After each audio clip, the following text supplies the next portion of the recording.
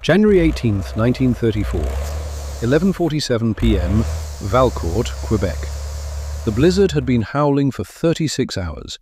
Joseph-Armand Bombardier pressed his face against the frost-thick window of his small house on Rue Saint-Jean-Baptiste, watching snow horizontal in the darkness, erasing the world beyond his property line. Behind him, in the bedroom, his wife Yvon held their 2-year-old son, Yvon, whose small body burned with fever, his abdomen rigid with pain. Appendicitis, complicated by peritonitis. The diagnosis was clear even without a doctor. What Joseph-Armand needed was 50 kilometers of clear road to Sherbrooke. What he had was an impassable white wall and a partially built snow vehicle sitting useless in his garage, its engine cold, its track system incomplete. By morning, Yvon was dead. The funeral was small. The priest spoke the customary words. Joseph-Armand, 26 years old, stood beside the tiny coffin and understood with terrible clarity that his son had died from distance. Not disease, distance. The same distance that killed countless others across rural Quebec every winter, when roads disappeared beneath meters of snow and villages became islands, cut off from hospitals, from doctors, from any chance of survival when emergencies struck. He walked from the cemetery to his garage and went back to work. Rural Quebec in the 1930s lived by a brutal seasonal rhythm. From November through March, unpaved secondary roads ceased to exist. The provincial government cleared only major highways. Everyone else made do with horse-drawn sleighs, which worked adequately for short distances in light snow, but bogged helplessly in deep powder, or became death traps when blizzards hit. Isolation meant more than inconvenience. It meant women dying in childbirth while the doctor remained trapped 10 kilometers away, children developing pneumonia with no access to treatment. Time equals 450 milliseconds / heart attacks becoming death sentences. Appendicitis, easily treatable in a hospital, becoming a killer. The numbers told the story with grim precision.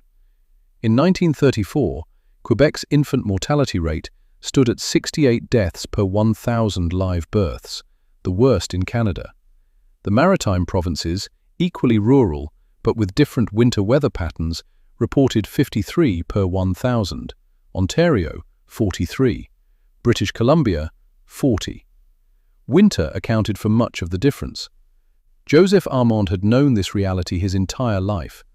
Born in 1907 in Valcourt, a small town in Quebec's eastern townships, he'd grown up watching winter transform his community into an archipelago of isolated homesteads. But knowing intellectually that winter killed people and holding your dead child were different forms of knowledge. The second kind doesn't let you rest. Joseph-Armand had been building things since childhood. At 15, in 1922, he and his younger brother Leopold had mounted a Model T engine onto sleigh rails, added a propeller, and created something that technically moved across snow at terrifying speed with no brakes and only a rope for steering. Their father, Alfred, watching his sons rocket across the yard in this contraption, ordered. Time equals 3 milliseconds greater than calm and patient, temperamental opposites that created a functional partnership. Yvon managed their growing household while Joseph-Armand disappeared into his workshop, emerging with sketches and prototypes, and explanations of why the previous design hadn't worked. By January 1934, he'd been working on winter vehicles for 12 years. He understood the problem. Conventional wheels sank in snow. Tracks distributed weight, but required a drive system that could handle Quebec's varying snow conditions without braking. The solution remained elusive. Then Yvon died, and the problem stopped being theoretical. Winter 1935. Joseph-Armand worked with focused intensity, driven by grief converted into purpose. The key innovation emerged almost suddenly, a sprocket wheel, toothed, wooden, covered with rubber, that could pull a continuous track made of rubber bands connected by steel crosslinks. Simple in concept, revolutionary in execution. The sprocket wheel had existed for centuries in other applications, but no one had successfully adapted it for snow travel at scale. Bombardier's version worked because it solved the fundamental contradiction.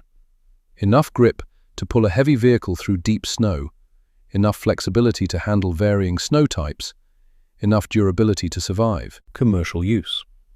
On December 19, 1936, he submitted a patent application to Ottawa. 6 months later, on June 29, 1937, approval arrived. He called it the B-7, B for Bombardier, 7 for passengers. Winter 1936-37. Even before the patent arrived, Joseph-Armand had built 7 vehicles in his small factory, betting everything on the design. The B-7 looked like a rounded cabin mounted on tank treads, skis at the front for steering, the sprocket-driven track at the rear. Wooden construction, heated interior, windows along both sides. It moved across snow with steady, unstoppable confidence. The first buyers understood what they were purchasing. Doctors, ambulance drivers, telephone company workers, priests who served scattered rural parishes. People whose work required winter mobility. People who'd watched others die from isolation. A country doctor in Sherbrooke paid cash and drove the B-7 away immediately. That winter, he reached patients who would have died waiting. He returned in spring and ordered 2 more. Word travelled. By 1940, demand exceeded capacity. Joseph-Armand built a modern factory capable of producing 200 vehicles annually. In 1941, he introduced the B-12. In time equals 350 milliseconds greater than 12 passengers, more aerodynamic, designed for expanded use. Schools bought them as winter buses. Mail routes used them for delivery. Mining companies used them to reach remote sites. The C-18, introduced post-war, seated 18 adults or 25 schoolchildren. Yellow, like school buses, for visibility in blizzards. The impact rippled outward in ways that resisted precise quantification, but remained undeniable. Emergency medical response in rural Quebec improved dramatically. Ambulance services that had been impossible from November through March became routine. Doctors reached patients. Patients reached hospitals. A woman in Trois-Rivières went into difficult labor during a February storm. The B-7 ambulance traveled 20 kilometers through conditions that would have stopped any other vehicle, reaching the hospital with 40 minutes to spare. Mother and child survived. A mining accident in northern Quebec in winter 1943, 12 men trapped underground, 2 seriously injured. The B-12 transported them to medical care across terrain impassable by conventional means. A child in rural Ontario developed meningitis during a blizzard. The B-7 school bus, repurposed as emergency transport, covered 15 kilometers of snow-buried roads in time for treatment. Individual stories, repeated across a province, across a country, accumulating into thousands of interventions that would not have happened without reliable winter transport. Appendicitis cases reached surgery, heart attack victims received treatment, difficult births accessed medical care. The B-7 didn't save everyone. Winter still killed. But it transformed the mathematics of survival. Distance stopped being automatically fatal. World War II interrupted civilian production. The Canadian government imposed rationing, requiring proof that snowmobile purchases were essential to livelihood. Bombardier shifted to military applications. Time equals 3 milliseconds, producing tracked vehicles for winter warfare. Post-war, demand exploded. By 1947-48, l'Auto-Neige Bombardier Limité achieved sales of $2.3 million, 10 times the 1942-43 total. Over 2,800 B-12 models rolled off the production line by 1951. Then, the Quebec government changed the rules. In 1948, new legislation required all roads to be cleared of snow. Suddenly, conventional vehicles could travel year-round. Bombardier's sales fell nearly in half within 12 months.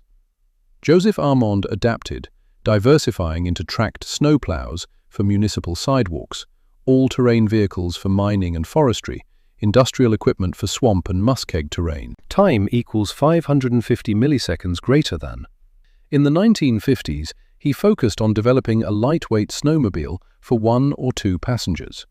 The Ski-Doo, introduced in 1959, became a cultural phenomenon. The name itself was an accident. Originally, Ski Dog, a typo on the first prototype, created the brand that would dominate recreational snowmobiling worldwide. Joseph-Armand died of cancer on February 18, 1964, at age 56. Until the end, he oversaw all operations, made all drawings himself, controlled the research department. The company he built from grief and determination would eventually become Bombardier Incorporated, one of the world's largest aerospace and rail manufacturers. The Museum of Ingenuity in Valcourt preserves the first B-7, its wooden body worn but intact, its revolutionary track system still visible. Visitors walk past it quickly, often heading toward the more dramatic ski-doo displays. They miss the point. The B-7 wasn't about recreation. It wasn't about convenience or sport or corporate expansion. It was about a father who couldn't save his son, building machines so other fathers might save theirs. Between 1937 and the 1960s, Bombardier snowmobiles served as primary winter ambulances across rural Canada. They transported thousands of medical emergencies. They enabled year-round access, healthcare in communities that had been seasonally abandoned by modern medicine. They transformed winter from a death sentence into a navigable challenge. No one counted the lives saved. The numbers exist only as negative space, the deaths that didn't happen, the emergencies that reached treatment, the children who grew up because a doctor could reach them through a blizzard. One death. Yvon Bombardier, age 2, January 1934. Thousands saved. Unknown names, unrecorded tragedies averted, futures that existed because distance stopped being destiny. The B-7 changed Quebec not through innovation alone, but through the conversion of one man's grief into universal utility. Joseph-Armand Bombardier couldn't save his son, so he saved everyone else's. The first B-7 sits in the museum, silent testimony to the simple truth that sometimes the most profound inventions emerge not from genius or vision, but from love and loss, transformed into steel and rubber and unstoppable forward motion through the snow.